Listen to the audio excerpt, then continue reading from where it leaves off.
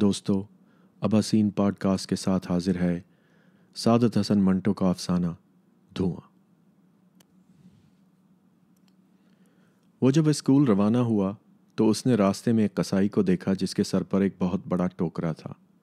اس میں 2 تازہ ذبح کیے ہوئے بکرے تھے، کھالیں اتری ہوئی تھیں اور ان کے ننگے گوشت میں سے دھواں اٹھ رہا تھا۔ جگہ جگہ پر یہ گوشت، جس کو دیکھ کر مسعود کے گالوں پر گرمی کی لہر سی دوڑ جاتی تھی، پھڑک رہا تھا جیسے کبھی کبھی اس کی آنکھ پھڑکا کرتی تھی۔ 9:15 بجے ہوں گے، مگر جھکے ہوئے خاکستری بادلوں کے باعث ایسا معلوم ہوتا تھا کہ بہت سویرا ہے۔ سردی میں شدت نہیں تھی، لیکن راہ چلتے آدمیوں کے منہ سے گرم گرم سماوار کی ٹونٹیوں کی طرح گاڑھا سفید دھواں نکل رہا تھا۔ ہر شے بوجھل دکھائی دیتی تھی، جیسے بادلوں کے وزن کے نیچے دبی ہوئی ہے۔ موسم کچھ ویسی ہی کیفیت کا حامل تھا جو ربڑ کے جوتے پہن کر چلنے سے پیدا ہوتی ہے۔ اس کے باوجود کہ بازار میں لوگوں کی آمد و رفت جاری تھی اور دکانوں میں زندگی کے آثار پیدا ہو چکے تھے، آوازیں مدھم تھیں جیسے سرگوشیاں ہو رہی ہیں، چپکے چپکے، دھیرے دھیرے باتیں ہو رہی ہیں، ہولے ہولے لوگ قدم اٹھا رہے ہیں کہ اونچی آواز پیدا نہ ہو۔ مسعود بغل میں بستہ دبائے اسکول جا رہا تھا۔ آج اس کی چال بہت سست تھی۔ جب اس نے بے کھال کے تازہ ذبح کیے ہوئے بکروں کے گوشت سے سفید سفید دھواں اٹھتا دیکھا تو اسے راحت محسوس ہوئی۔ اس دھوئیں نے اس کے ٹھنڈے ٹھنڈے گالوں پر گرم گرم لکیروں کا ایک جال سا بن دیا۔ اس گرمی نے اسے راحت پہنچائی اور وہ سوچنے لگا کہ سردیوں میں ٹھنڈے یا خاتوں پر بید کھانے کے بعد اگر یہ دھواں مل جایا کرے تو کتنا اچھا ہو۔ فضا میں اجلا پن نہیں تھا، روشنی تھی مگر دھندلی۔ کوہر کی ایک پتلی سی تہ ہر شے پر چڑھی ہوئی تھی، جس سے فضا میں گدلا پن پیدا ہو گیا تھا۔ یہ گدلا پن آنکھوں کو اچھا معلوم ہوتا تھا، اس لیے کہ نظر آنے والی چیزوں کی نوک پلک مدھم پڑ گئی تھی۔ مسعود جب اسکول پہنچا تو اسے اپنے ساتھیوں سے یہ معلوم کر کے قطعی طور پر خوشی نہ ہوئی کہ اسکول سکتر صاحب کی موت کے باعث بند کر دیا گیا ہے۔ سب لڑکے خوش تھے، جس کا ثبوت یہ تھا کہ وہ اپنے اپنے بستے ایک جگہ پر رکھ کر اسکول کے صحن میں اوٹ پٹانگ کھیلوں میں مشغول تھے۔ کچھ چھٹی کا پتہ معلوم کرتے ہی گھر چلے گئے اور کچھ آ رہے تھے۔ کچھ نوٹس بورڈ کے پاس جمع تھے اور بار بار ایک ہی عبارت پڑھ رہے تھے۔ مسعود نے جب سنا کہ سکتر صاحب مر گئے ہیں تو اسے بالکل افسوس نہ ہوا۔ اس کا دل جذبات سے بالکل خالی تھا۔ البتہ اس نے یہ ضرور سوچا کہ پچھلے برس جب اس کے دادا جان کا انتقال انہی دنوں میں ہوا تھا تو ان کا جنازہ لے جانے میں بڑی دقت ہوئی تھی، اس لیے کہ بارشیں شروع ہو گئی تھیں۔ وہ بھی جنازے کے ساتھ گیا تھا اور قبرستان میں چکنی کیچڑ کے باعث ایسا پھسلا تھا کہ کھدی ہوئی قبر میں گرتے گرتے بچا تھا۔ یہ سب باتیں اس کو اچھی طرح یاد تھیں۔ سردی کی شدت، اس کے کیچڑ سے لت پت کپڑے، سرخی مائل نیلے ہاتھ جن کو دبانے سے سفید سفید دھبے پڑ جاتے تھے، ناک جو کہ برف کی ڈلی معلوم ہوتی تھی، اور پھر آ کر ہاتھ پاؤں دھونے، کپڑے بدلنے کا مرحلہ۔ یہ سب کچھ اس کو اچھی طرح یاد تھا۔ چنانچہ جب اس نے سکتر صاحب کی موت کی خبر سنی تو اسے یہ سب بیتی ہوئی باتیں یاد آ گئیں اور اس نے سوچا جب سکتر صاحب کا جنازہ اٹھے گا تو بارش شروع ہو جائے گی اور قبرستان میں اتنی کیچڑ ہو جائے گی کہ کئی لوگ پھسلیں گے اور ان کو ایسی چوٹیں آئیں گی کہ بلبلا اٹھیں گے۔ یہ خبر سن کر مسعود نے سیدھا اپنی کلاس کا رخ کیا۔ کمرے میں پہنچ کر اس نے اپنے ڈیسک کا تالا کھولا، 2-3 کتابیں جو کہ اسے دوسرے روز پھر لانا تھیں اس میں رکھیں اور باقی بستہ اٹھا کر گھر کی جانب چل پڑا۔ راستے میں اس نے پھر وہی 2 تازہ ذبح کیے ہوئے بکرے دیکھے۔ ان میں سے ایک کو اب کسائی نے لٹکا دیا تھا، دوسرا تختے پر پڑا تھا۔ جب مسعود دکان پر سے گزرا تو اس کے دل میں یہ خواہش پیدا ہوئی کہ وہ گوشت کو جس میں سے دھواں اٹھ رہا تھا چھو کر دیکھے۔ چنانچہ اس نے آگے بڑھ کر انگلی سے بکرے کے اس حصے کو چھو کر دیکھا جو ابھی تک پھڑک رہا تھا۔ گوشت گرم تھا۔ مسعود کی ٹھنڈی انگلی کو یہ حرارت بہت بھلی معلوم ہوئی۔ قصائی دکان کے اندر چھریاں تیز کرنے میں مصروف تھا، چنانچہ مسعود نے ایک بار پھر گوشت چھو کر دیکھا اور وہاں سے چل پڑا۔ گھر پہنچ کر اس نے جب ماں کو سکتر صاحب کی موت کی خبر سنائی تو اسے معلوم ہوا کہ اس کے ابا جی انہی کے جنازے کے ساتھ گئے ہیں۔ اب گھر میں صرف 2 آدمی تھے، ماں اور بڑی بہن۔ ماں باورچی خانے میں بیٹھی سالن پکا رہی تھی اور بڑی بہن کلثوم پاس ہی ایک کانگڑی لیے درباری کی سرگم یاد کر رہی تھی۔ چونکہ گلی کے دوسرے لڑکے گورنمنٹ اسکول میں پڑھتے جس پر اسلامیہ اسکول کے سکتر صاحب کی موت کا کچھ اثر نہیں ہوا تھا، اس لیے مسعود نے خود کو بالکل بیکار محسوس کیا۔ اسکول کا کوئی کام بھی نہیں تھا۔ چھٹی جماعت میں جو کچھ پڑھایا جاتا ہے وہ گھر میں اپنے ابا جی سے پڑھ چکا تھا۔ کھیلنے کے لیے اس کے پاس کوئی چیز نہیں تھی۔ ایک میلا کچیلا تاش طاق میں پڑا تھا، مگر اس سے مسعود کو کوئی دلچسپی نہ تھی۔ لوڈو اور اسی قسم کے دوسرے کھیل جو اس کی بڑی بہن اپنی سہیلیوں کے ساتھ ہر روز کھیلتی تھی اس کی سمجھ سے بالا تر تھے۔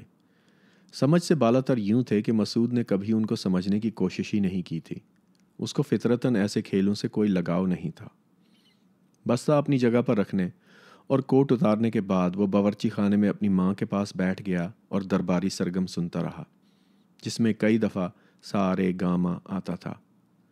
اس کی ماں پالک کاٹ رہی تھی۔ پالک کاٹنے کے بعد اس نے سبز سبز پتوں کا گیلا گیلا ڈھیر اٹھا کر ہنڈیا میں ڈال دیا۔ تھوڑی دیر کے بعد جب پالک کو آنچ لگی تو اس میں سے سفید سفید دھواں اٹھنے لگا۔ اس دھوئیں کو دیکھ کر مسعود کو بکرے کا گوشت یاد آ گیا۔ چنانچہ اس نے اپنی ماں سے کہا، امی جان، آج میں نے کسائی کی دکان پر 2 بکرے دیکھے، کھال اتری ہوئی تھی اور ان میں سے دھواں نکل رہا تھا، بالکل ایسے ہی جیسا کہ صبح سویرے میرے منہ سے نکلا کرتا ہے۔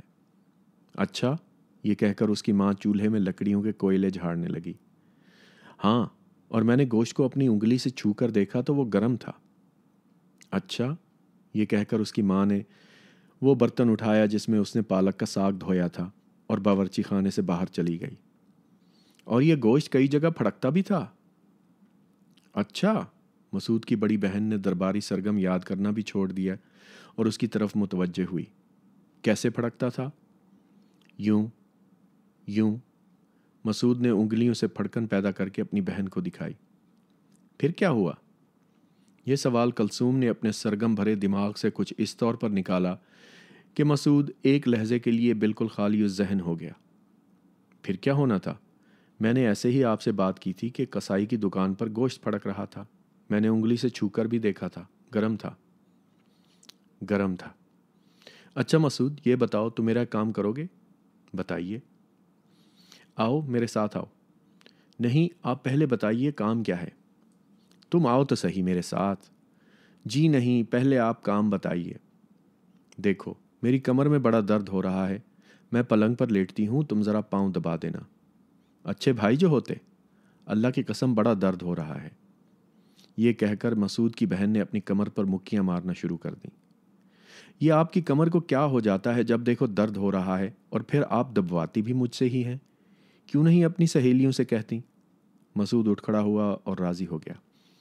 چلیے، لیکن آپ سے کہے دیتا ہوں کہ 10 منٹ سے زیادہ میں بالکل نہیں دباؤں گا۔ شاباش شاباش۔ اس کی بہن اٹھ کھڑی ہوئی اور سرگموں کی کاپی سامنے طاق میں رکھ کر اس کمرے کی طرف روانہ ہو گئی جہاں وہ اور مسعود دونوں سوتے تھے۔ صحن میں پہنچ کر اس نے اپنی دکھتی ہوئی کمر سیدھی کی اور آسمان کی طرف دیکھا۔ مٹیالے بادل جھکے ہوئے تھے۔ مسعود، آج ضرور بارش ہوگی، یہ کہہ کر اس نے مسعود کی طرف دیکھا، مگر وہ اندر اپنی چارپائی پر لیٹا تھا۔ جب کلثوم اپنے پلنگ پر اوندھے منہ لیٹ گئی تو مسعود نے اٹھ کر گھڑی میں وقت دیکھا۔ دیکھیے باجی، 11 بجنے میں 10 منٹ باقی ہیں، میں پورے 11 بجے آپ کی کمر دبانا چھوڑ دوں گا۔ بہت اچھا، لیکن تم اب خدا کے لیے زیادہ نخرے نہ بھگارو۔ ادھر میرے پلنگ پر آ کر جلدی سے میری کمر دباؤ، ورنہ یاد رکھو بڑے زور سے کان اینٹھوں گی۔ کلثوم نے مسعود کو ڈانٹ پلائی۔ مسعود نے اپنی بڑی بہن کے حکم کی تعمیل کی اور دیوار کا سہارا لے کر پاؤں سے اس کی کمر دبانا شروع کر دی۔ مسعود کے وزن کے نیچے کلثوم کی چوڑی چکلی کمر میں خفیف سا جھکاؤ پیدا ہو گیا۔ جب اس نے پیروں سے دبانا شروع کیا، ٹھیک اسی طرح جس طرح مزدور مٹی گوندتے ہیں، تو کلثوم نے مزہ لینے کی خاطر ہولے ہولے ہائے ہائے کرنا شروع کر دیا۔ کلثوم کے کولہوں پر گوشت زیادہ تھا۔ جب مسعود کا پاؤں اس حصے پر پڑا تو اسے ایسا محسوس ہوا کہ وہ اس بکرے کے گوشت کو دبا رہا ہے جو اس نے کسائی کی دکان میں اپنی انگلی سے چھو کر دیکھا تھا۔ اس احساس نے چند لمحات کے لیے اس کے دل و دماغ میں ایسے خیالات پیدا کیے جن کا کوئی سر تھا نہ پیر۔ وہ ان کا مطلب نہ سمجھ سکا، اور سمجھتا بھی کیسے جبکہ کوئی مکمل ہی نہ تھا۔ ایک دو بار مسعود نے یہ بھی محسوس کیا کہ اس کے پیروں کے نیچے گوشت کے لوتھڑوں میں حرکت پیدا ہوئی ہے، اس قسم کی حرکت جو اس نے بکرے کے نرم نرم گوشت میں دیکھی تھی۔ اس نے بڑی بددلی سے کمر دبانا شروع کی تھی، مگر اب اسے اس کام میں لذت محسوس ہونے لگی۔ اس کے وزن کے نیچے کلثوم ہولے ہولے کراہ رہی تھی۔ یہ بھینچی بھینچی آواز جو کہ مسعود کے پیروں کی حرکت کا ساتھ دے رہی تھی اس گمنام سی لذت میں اضافہ کر رہی تھی۔ ٹائم پیس میں 11 بج گئے مگر مسعود اپنی بہن کلثوم کی کمر دباتا رہا۔ جب کمر اچھی طرح دبائی جا چکی تو کلثوم سیدھی لیٹ گئی اور کہنے لگی، شاباش مسعود شاباش، لو اب لگے ہاتھوں ٹانگیں بھی دباؤ۔ بالکل اسی طرح، شاباش میرے بھائی۔ مسعود نے دیوار کا سہارا لے کر کلثوم کی رانوں پر جب اپنا پورا وزن ڈالا تو اس کے پاؤں کے نیچے مچھلیاں سی تڑپ گئیں۔ بے اختیار وہ ہنس پڑی اور دوہری ہو گئی۔ مسعود گرتے گرتے بچا، لیکن اس کے تلووں میں مچھلیوں کی تڑپ منجمد سی ہو گئی۔ اس کے دل میں زبردست خواہش پیدا ہوئی کہ وہ اسی طرح دیوار کا سہارا لے کر اپنی بہن کی رانیں دبائے۔ چنانچہ اس نے کہا، یہ آپ نے ہنسنا کیوں شروع کر دیا؟ سیدھی لیٹ جائیے، میں آپ کی ٹانگیں دبا دوں۔ کلثوم سیدھی لیٹ گئی۔ رانوں کی مچھلیاں ادھر ادھر ہونے کے باعث جو گدگدی پیدا ہوئی تھی اس کا اثر ابھی تک اس کے جسم میں باقی تھا۔ نہ بھائی، میرے گدگدی ہوتی ہے، تم وحشیوں کی طرح دباتے ہو۔ مسعود نے خیال کیا کہ شاید اس نے غلط طریقہ استعمال کیا ہے۔ نہیں، اب کی دفعہ پورا بوجھ میں آپ پر نہیں ڈالوں گا، آپ اطمینان رکھیے، اب ایسی اچھی طرح دباؤں گا کہ آپ کو کوئی تکلیف نہ ہوگی۔ دیوار کا سہارا لے کر مسعود نے اپنے جسم کو تولا اور اس انداز سے آہستہ آہستہ کلثوم کی رانوں پر پیر جمائے، اس کا آدھا بوجھ کہیں غائب ہو گیا۔ ہولے ہولے بڑی ہوشیاری سے اس نے پیر چلانے شروع کیے۔ کلثوم کی رانوں میں کڑی ہوئی مچھلیاں اس کے نیچے دب دب کر پھسلنے لگیں۔ مسعود نے ایک بار اسکول میں تنے ہوئے رسے پر ایک بازیگر کو چلتے دیکھا تھا۔ اس نے سوچا کہ بازیگر کے پیروں کے نیچے تنا ہوا رسہ اسی طرح پھسلتا ہوگا۔ اس نے کئی بار اپنی بہن کلثوم کی ٹانگیں دبائی تھیں، مگر وہ لذت جو کہ اسے اب محسوس ہو رہی تھی پہلے کبھی محسوس نہیں ہوئی تھی۔ بکرے کے گرم گرم گوشت کا اسے بار بار خیال آتا تھا۔ ایک دو مرتبہ اس نے سوچا، کلثوم کو اگر ذبح کیا جائے تو کھال اتر جانے پر کیا اس کے گوشت میں سے بھی دھواں نکلے گا؟ لیکن ایسی بیہودہ باتیں سوچنے پر اس نے اپنے آپ کو مجرم محسوس کیا اور دماغ کو اسی طرح صاف کر دیا جیسے وہ سلیٹ کو اسفنج سے صاف کیا کرتا تھا۔ بس بس، کلثوم تھک گئی، بس بس۔ مسعود کو ایک دم شرارت سوجھی۔ وہ پلنگ پر سے نیچے اترنے لگا تو اس نے کلثوم کی دونوں بغلوں میں گدگدی کر دی۔ ہنسی کے مارے وہ لوٹ پوٹ ہو گئی۔ اس میں اتنی سخت نہیں تھی کہ وہ مسعود کے ہاتھوں کو جھٹک دے، لیکن جب اس نے ارادہ کر کے اس کے لات جمانی چاہی تو مسعود اچھل کر زد سے باہر ہو گیا اور سلیپر پہن کر کمرے سے باہر نکل گیا۔ جب وہ صحن میں داخل ہوا تو اس نے دیکھا کہ ہلکی ہلکی بوندا باندی ہو رہی ہے۔ بادل اور بھی جھک آئے تھے۔ پانی کے ننھے ننھے قطرے آواز پیدا کیے بغیر فرش کی اینٹوں میں آہستہ آہستہ جذب ہو رہے تھے۔ مسعود کا جسم ایک دل نواز حرارت محسوس کر رہا تھا۔ جب ہوا کا ٹھنڈا جھونکا اس کے کالوں سے مس ہوا اور 2-3 ننھی ننھی بوندیں اس کی ناک پر پڑیں تو ایک جھرجھری سی اس کے بدن میں ہر اٹھی۔ سامنے کوٹھے کی دیوار پر ایک کبوتر اور ایک کبوتری پاس پاس پر کھلائے بیٹھے تھے۔ ایسا معلوم ہوتا تھا کہ دونوں دم پخت کی ہوئی ہنڈیا کی طرح گرم ہیں۔ گل داؤدی اور نازک بو کے ہرے ہرے پتے اوپر لال لال گمروں میں نہا رہے تھے۔ فضا میں نیندیں گھلی ہوئی تھیں، ایسی نیندیں جن میں بیداری زیادہ ہوتی ہے اور انسان کے گرد نرم نرم خواب یوں لپٹ جاتے ہیں جیسے اونی کپڑے۔ مسعود ایسی باتیں سوچنے لگا جن کا مطلب اس کی سمجھ میں نہیں آتا تھا۔ وہ ان باتوں کو چھو کر دیکھ سکتا تھا مگر ان کا مطلب اس کی گرفت سے باہر تھا۔ پھر بھی ایک گمنام سا مزہ اس سوچ بچار میں اسے آ رہا تھا۔ بارش میں کچھ دیر کھڑے رہنے کے باعث جب مسعود کے ہاتھ بالکل یخ ہو گئے اور دبانے سے ان پر سفید دھبے پڑنے لگے تو اس نے مٹھیاں کس لیں اور ان کو منہ کی بھاپ سے گرم کرنا شروع کیا۔ ہاتھوں کو اس عمل سے کچھ گرمی تو پہنچی مگر وہ نم آلود ہو گئے۔ چنانچہ آگ تاپنے کے لیے وہ باورچی خانے میں چلا گیا۔ کھانا تیار تھا۔ ابھی اس نے پہلا ہی لقمہ اٹھایا تھا کہ اس کا باپ قبرستان سے واپس آ گیا۔ باپ بیٹے میں کوئی بات نہ ہوئی۔ مسعود کی ماں اٹھ کر فوراً دوسرے کمرے میں چلی گئی اور وہاں دیر تک اپنے خاوند کے ساتھ باتیں کرتی رہی۔ کھانے سے فارغ ہو کر مسعود بیٹھک میں چلا گیا اور کھڑکی کھول کر فرش پر لیٹ گیا۔ بارش کی وجہ سے سردی کی شدت بڑھ گئی تھی کیونکہ اب ہوا بھی چل رہی تھی، مگر یہ سردی ناخوشگوار معلوم نہیں ہوتی تھی۔ تالاب کے پانی کی طرح یہ اوپر ٹھنڈی اور اندر گرم تھی۔